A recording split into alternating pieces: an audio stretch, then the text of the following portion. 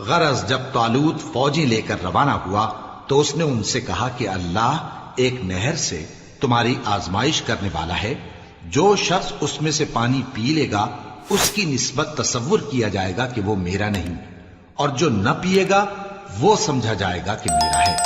ہاں اگر کوئی ہاتھ سے چلو بھر پانی لے لے تو خیر۔ جب وہ لوگ نہر پر پہنچے تو چند آدمیوں کے سوا سب نے پانی پی لیا۔ پھر جب طالوت اور مومن لوگ جو اس کے ساتھ تھے نہر کے پار ہو گئے تو کہنے لگے کہ آج ہم میں جالوت اور اس کے لشکر سے مقابلہ کرنے کی طاقت نہیں۔ جو لوگ یقین رکھتے تھے کہ ان کو اللہ کے روبرو حاضر ہونا ہے وہ کہنے لگے کہ بسا اوقات تھوڑی سی جماعت نے اللہ کے حکم سے بڑی جماعت پر فتح حاصل کی ہے، اور اللہ ثابت قدم رہنے والوں کے ساتھ ہے۔ اور جب وہ لوگ جالوت اور اس کے لشکر کے مقابل میں آئے تو اللہ سے دعا کی کہ اے پروردگار ہم پر صبر کے دہانے کھول دے اور ہمیں لڑائی میں ثابت قدم رکھ اور لشکر کفار پر فتح یاب کر۔ تو طالوت کی فوج نے اللہ کے حکم سے ان کو شکست دے دی، اور داؤد نے جالوت کو قتل کر ڈالا، اور اللہ نے ان کو بادشاہی اور دانائی بخشی اور جو کچھ چاہا سکھایا۔ اور اگر اللہ لوگوں کو ایک دوسرے پر چڑھائی اور حملہ کرنے سے نہ ہٹاتا رہتا تو کرۂ ارض تباہ ہو جاتا، لیکن اللہ اہل عالم پر بڑا مہربان ہے۔ یہ اللہ کی آیتیں ہیں جو ہم تم کو سچائی کے ساتھ پڑھ کر سناتے ہیں، اور اے محمد صلی اللہ علیہ وآلہ وسلم تم بلا شبہ پیغمبروں میں سے ہو۔ یہ پیغمبر جو ہم وقتاً فوقتاً بھیجتے رہے ہیں ان میں سے ہم نے بعض کو بعض پر فضیلت دی ہے، بعض ایسے ہیں جن سے اللہ نے گفتگو کی اور بعض کے دوسرے امور میں مرتبے بلند کیے، اور عیسیٰ ابن مریم کو ہم نے کھلی ہوئی نشانیاں عطا کی اور روح القدس سے ان کو مدد دی، اور اگر اللہ چاہتا تو ان سے پچھلے لوگ اپنے پاس کھلی نشانیاں آنے کے بعد آپس میں نہ لڑتے، لیکن انہوں نے اختلاف کیا تو ان میں سے بعض تو ایمان لے آئے اور بعض کافر ہی رہے۔ اور اگر اللہ چاہتا تو یہ لوگ باہم جنگ و قتال نہ کرتے، لیکن اللہ جو چاہتا ہے کرتا ہے۔ اے ایمان والو، جو مال ہم نے تم کو دیا ہے اس میں سے اس دن کے آنے سے پہلے پہلے خرچ کر لو جس میں نہ اعمال کا سودا ہو اور نہ دوستی اور سفارش ہو سکے، اور کفر کرنے والے لوگ ظالم ہیں۔ اللہ وہ معبود برحق ہے کہ اس کے سوا کوئی عبادت کے لائق نہیں، زندہ ہے، سب کو تھامنے والا، اسے نہ اونگ آتی ہے نہ نیند، جو کچھ آسمانوں میں اور جو کچھ زمین میں ہے سب اسی کا ہے۔ کون ہے کہ اس کی اجازت کے بغیر اس سے کسی کی سفارش کر سکے؟ جو کچھ لوگوں کے روبرو ہو رہا ہے اور جو کچھ ان کے پیچھے ہو چکا ہے اسے سب معلوم ہے، اور لوگ اس کی معلومات میں سے کسی چیز پر دسترس حاصل نہیں کر سکتے۔ ہاں جس قدر وہ چاہتا ہے اسی قدر معلوم کرا دیتا ہے۔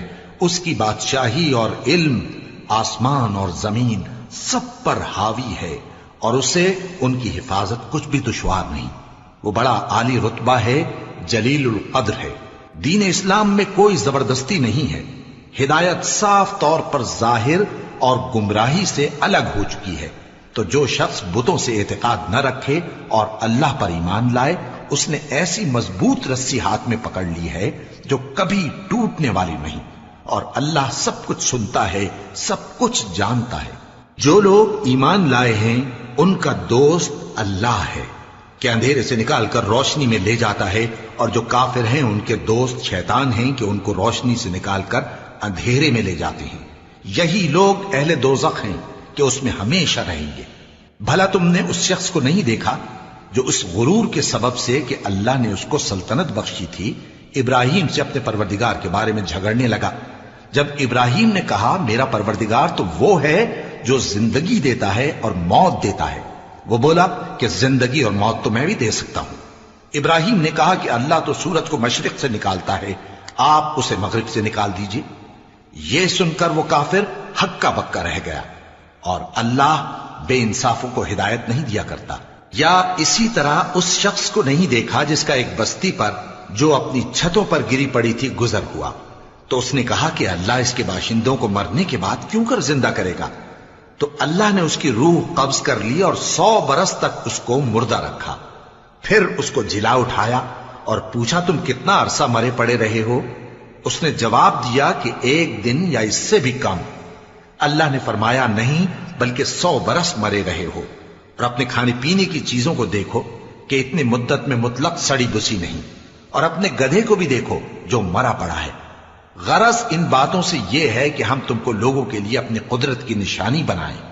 और हां, गधे की हड्डियों को देखो कि हम उनको किस तरह जोड़े देते और उन पर किस तरह गोश्त पोस्त चढ़ाए देते हैं।